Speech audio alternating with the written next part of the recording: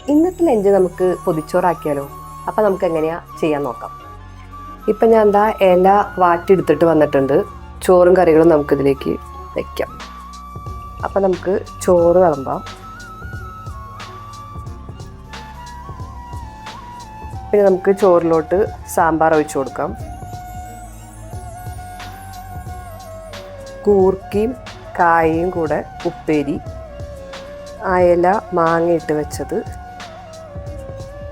അയല ഫ്രൈ ചെയ്തത്, മാങ്ങ അച്ചാറ്, ലാസ്റ്റായിട്ട് നമ്മുടെ മുട്ട പൊരിച്ചത്. ഇനി നമുക്ക് പൊതി കെട്ടാം. പൊതി ഞാൻ എൻ്റെ അമ്മയെ കൊണ്ട് കെട്ടിക്കുകയാണ്. ഇവരാണ് ഇതിനൊക്കെ നല്ല എക്സ്പീരിയൻസ് ഉള്ളവർ. നമ്മുടെ പൊതിച്ചോറ് ഇവിടെ തയ്യാറായിട്ടുണ്ട്. അപ്പോൾ നമുക്ക് നമ്മുടെ പൊതിച്ചോറ് തുറക്കാം.